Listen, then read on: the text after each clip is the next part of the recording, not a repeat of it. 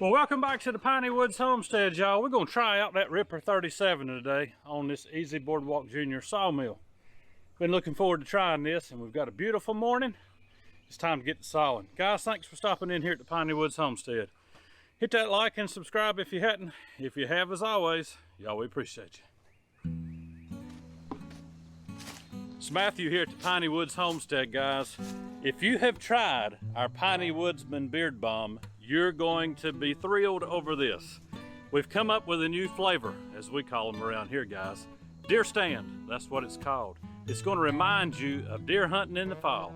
The smell of fresh leaves falling, the smell of fresh dirt being turned over, the smell of that crisp morning air as you're climbing up into the deer stand, freezing your tail off. Guys, you're going to love Deer Stand from Piney Woodsman.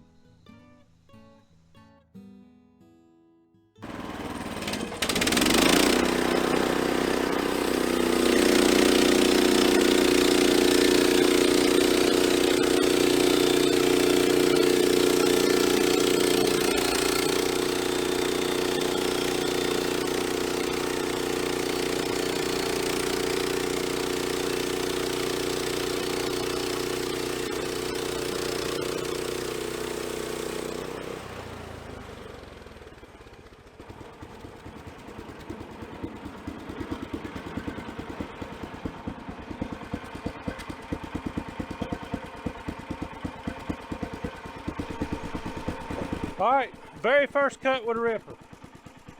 And all I can tell you is that it's a brand new blade. It's sharp. It went through this log that's been drying now for 8 months on the deck with no problem whatsoever. There's no real big knots or anything in this log, but it cut fine. I could feel the head of the mill pulling through as it does with any sharp blade because of that offset, that 22 degree, I believe it's 22 degree offset in the head. Time is going to be the factor. Normally I can mill for 2 to 2.5 hours, however many logs that is, with a Timberwolf or one of those Wood-Mizer Silvertips.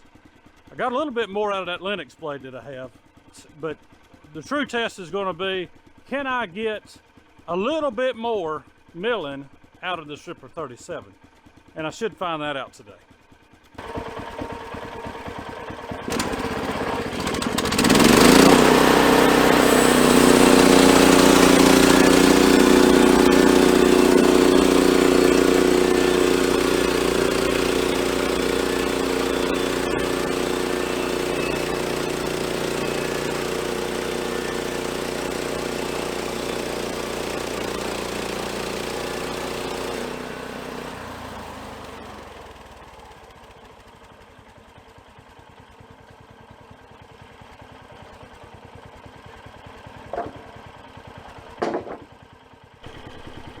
All right, I can already tell you that I like it better than the Silvertip. Not that the Silvertip's a bad band at all.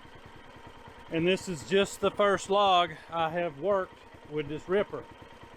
But there are some knots on this side of the cant, and it didn't even hesitate going through them. I don't know if there's some type of proprietary grind they got going on there for that, but didn't load up, not one bit going through these knots. And so that's a good plus to start off with. But longevity is what I'm really looking for. So let me keep on working, and we'll get about 2.5, 3 hours on here and tell you what I think.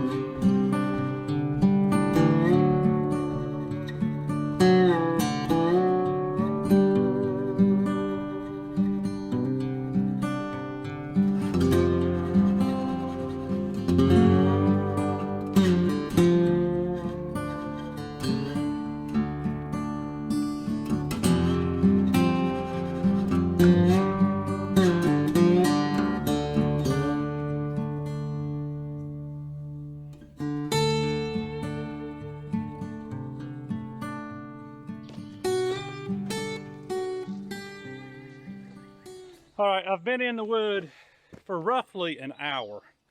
And I know I said I was going to go for about 3, but we got clouds rolling in. It's going to rain, and so I need to wrap this thing up. But I can give you a pretty good opinion after 1 hour in the wood. I've been out here for probably 1.5 hours, 2 hours, but actual blade time in the wood. Now, this is the Ripper 37 that I'm running today. This is a brand new one out of the box. I still have the one I used, put on there new this morning. This is a Wood-Mizer Silvertip that I've been running for the past several months. And I've looked at them side by side. It is hard to really tell any difference in the gullet, the teeth. The only minute difference that I can tell as far as the teeth is that the Ripper 37 appears to be just a fraction, and I'm talking a fraction, like 2 hairs on a toad longer than these Wood-Mizer Silvertips. But I have milled 15 8.5 foot long 2x6s, some 1-inch boards, 2 of them, plenty of stickers, and plenty of slabs came off to go onto the fire pit firewood deck. And after an hour in the wood, and that's 3 logs that I did, this Ripper has not slowed down at all. Even in some dirty wood, it's not slowed down. The main thing that I can take away so far, because comparably at an hour in the wood, the Silvertip runs just as strong, even in a little bit dirty wood. I have not had to retension my blade. And the only blade band that I have ever had to stop and retension before it was time to switch out bands is the Silvertip. I don't know if there's a difference in the quality of the steel. You can read on both online from the manufacturers. I think that when this Wood-Mizer gets hot, it stretches a little. Any band can do that. But this one has not stretched at all today. And you can tell it because you'll start getting a little bit of a wavy cut, and you need to retension your band. No wavy cuts in what I've done today, even through some knots. And that's not pushing it any harder than I generally push the machine, which is letting it cut at its own pace. That machine will cut as fast as your blade is sharp.